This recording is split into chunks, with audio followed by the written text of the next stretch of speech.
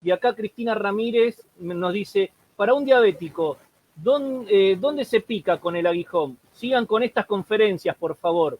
Eso ya queda en el doctor y la Federación Latinoamericana de Apiterapia. Obviamente que nos gustaría seguir con conferencias, pero bueno, ella pregunta, para un diabético, ¿dónde se aplica con aguijón?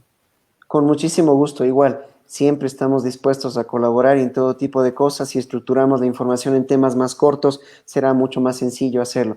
Por el tema de diabetes no sería la primera instancia aplicar la pitoxina, pero si me dices un lugar en donde yo debo aplicar apitoxina, te doy una fórmula que podría utilizarla de manera genérica. No por eso quiero decir que no quiero conocer el tipo de diabético, porque entre diabetes habrán dos tipos y en eso habrán 4 subtipos y habrá que catalogar. Es una pregunta muy amplia, pero te doy una fórmula para diabetes que creo que es la más común. Yo utilizaría estómago 36 como un aplicativo, quizá no apitoxina, solo acupresión. Y si es que voy a utilizar apitoxina, una persona que ya esté preparada, utilizaría en el punto estómago 36 para mejorar el tema de función de vaso estómago. Ahora, obviamente, hay que buscar por qué está dañado ese proceso, ¿no? Si es el páncreas en sí, por daño propio individual, o es porque está abusando del azúcar o de la tierra para compensar una acumulación de agua. Si es que fuera un diabético por el tema de abuso de azúcar, por acumulación de agua, que es lo que le sostiene al agua, es la tierra, no sé si me salgo de temas, es un poco complejo tratar y discutir.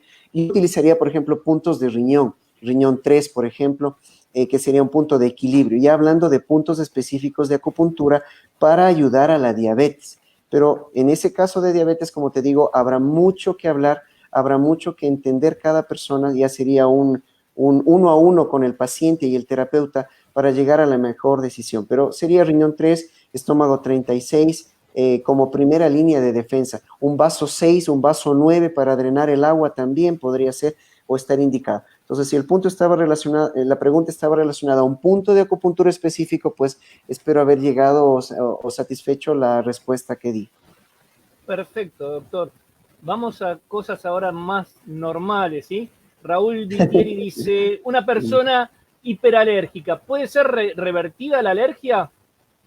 Sí, claro, hay protocolos de desensibilización que hay que hacerlos. Para esto utilizamos las vías menos invasivas posibles, la vía oral y la apertura oral, inclusive a preparados homeopáticos, está indicada en este tipo de desensibilización, y también en los inyectables, pero no 5X, sino preparados homeopáticos, es decir, que son a la D1, a la D2, inclusive a la N, quiere decir que solo va la energía de la sustancia ahí. Entre esos hay muchos productores, sin hacer propaganda de ellos, hay unos productores alemanes que utilizan el apis, es decir, el veneno de la abeja, como parte de sus preparados homeopáticos. Entonces, en ese caso, se utiliza a ellos para lograr un protocolo de desensibilización adecuado, ¿no? Sí se logra hacer. Es un trabajo arduo porque la inmunidad no se borra, como les dije, entre 6 a 4 años. Entonces hay que hacerlo durante 4 años, un proceso y un protocolo. No significa que la persona va a demorar 4 años para desensibilizarse, pueda que sea en 6 o pueda que sea en 3, pero ya depende de cada persona y hay que buscar el origen y la causa emocional de las alergias. En eso hay que tocar temas inclusive esotéricos, porque algún mal vínculo tuvo con un producto de colmena, algún inconveniente tuvo con las abejas, algún mal encuentro hubo con las abejas, y el cuerpo lo que está haciendo es reaccionar, está diciendo, no deseo saber de eso, no quiero que se me acerque, y ese problema va a crear, no solo a las abejas, la alergia a los caballos, como fue el caso mío y que yo logré recuperarme, la alergia a los caramelos, a los dulces, a cualquier otra cosa, hablando de cosas, digamos, naturales, de hechos emocionales vinculados con una alergia, ¿no? Entonces hay mucha tela que cortar y en eso hay que hacer un análisis muy profundo para lograr una desensibilización adecuada. Perfecto, sigamos entonces. Acá ¿sirve para la alergia a los lácteos el uso de la pitoxina? Bueno, ahí hay un concepto de base, ¿no? Los lácteos no se deben consumir, no se recomiendan consumir, y más que no te recomienden consumir, no es un hecho lógico consumirlos. Si usted se fija en la naturaleza, El único estadio de la vida que se consume lácteos es la etapa inicial de nuestras vidas, no es para siempre. Desde ese punto de vista es un alimento que no debe ser utilizado para toda la vida. Ahora, no hablamos de un derivado lácteo, un queso, algo que las bacterias hizo un proceso de cambio y se reestructuró las inmunoglobulinas de defensas, pues estamos hablando de otro tema totalmente diferente. Pero hablando de lácteo directamente no se debe utilizar de base y de cajón y de estructura. Entonces, no es lo mismo hablar de células madres o de derivados de ese tipo, que también mucha gente va a decir que este tipo de productos y preparados del calostro de algunos seres vivos sirve como terapia, sí, pero es otro tipo de tratamiento. Hablando de lácteos, yo no considero el uso de lácteos por concepto propio. Ahora, utilizar la pitoxina para los lácteos, pues hay una mala noticia que no se debe usar, pero más que la pitoxina, creo que no hay una liga entre usar apitoxina para dejar de usar lácteos. Únicamente se debería dejar de usar lácteos para no tener reacciones alérgicas. Lo que sí puedo dar una apertura en esta pregunta es algo muy interesante y que me sucedió a mí. Yo era consumidor de lácteos antes de este tiempo, antes de los años que he venido investigando. Ahora no los consumo, solo los derivados que me fascinan, me encantan. Los quesos en Argentina son exquisitos, me fascinan. Me vuelvo loco cuando estoy en Argentina por los quesos, pero no por la leche entera. En la leche entera sí tengo un respeto total. Y en la leche, si acaso pruebo, será la leche de cabra, que es la que más se liga a un efecto terapéutico, pero por otras causas que no es motivo de la charla actual. Lo que sí puedo decirles es que cuando comencé a utilizar miel de abeja y polen de las abejas, creé intolerancia a la lactosa. Y yo no decía, yo pensé que era mi organismo el que reaccionó mal. Y nunca le ligué al uso del polen y el de la miel de abeja. Pero cuando comencé a recomendar a los pacientes el uso de miel de abeja y polen, creaban, no en todos los casos, pero en la mayoría de casos creaban intolerancia a los lácteos. Les producía diarrea, alteraciones gastrointestinales, gases, y nunca habían tenido ese tipo de problemas antes porque habían consumido lácteos toda su vida.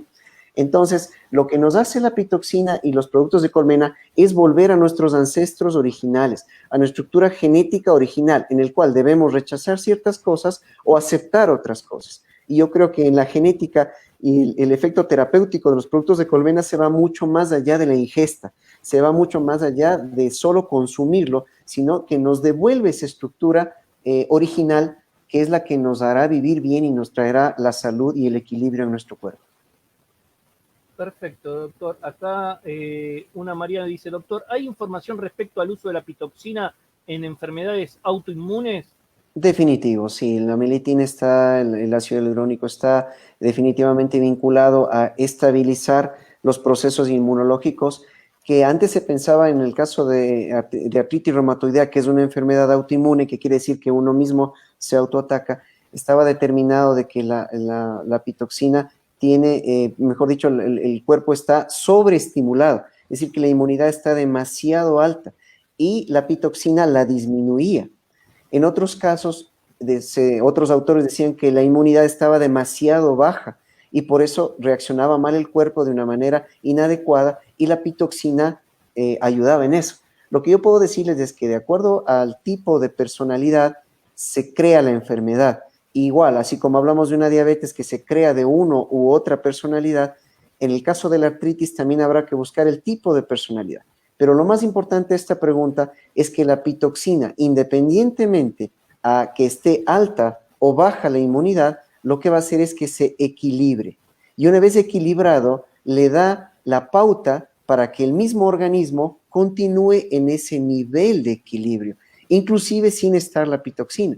Eso explica por qué ciertas personas que hace 8 años no les veía, 8 años de no aplicar a pitoxina, y que tuvieron una artritis estabilizada, regresaron para hacer o regresaron por una recaída. Entonces, todo este tiempo estuvieron bien porque la pitoxina causó ese impacto a nivel genético, que eso es una cosa increíblemente, una genialidad de la pitoxina y también de la jalea real, que trabaja a nivel de núcleo celular, haciendo los cambios internos, haciendo que la genética mejore y haciendo que las proteínas se transcriban, se produzcan estas cadenas de aminoácidos y se estabilice la liberación de interleuquinas, interferones y de todas las sustancias ligadas con la inmunidad. Entonces ahí estamos explicando y lo que hicimos ahora, la variedad de mecanismos de acción que tiene la pitoxina, que a veces se quedan por años o para toda la vida como un hecho significativo y como una terapia para siempre.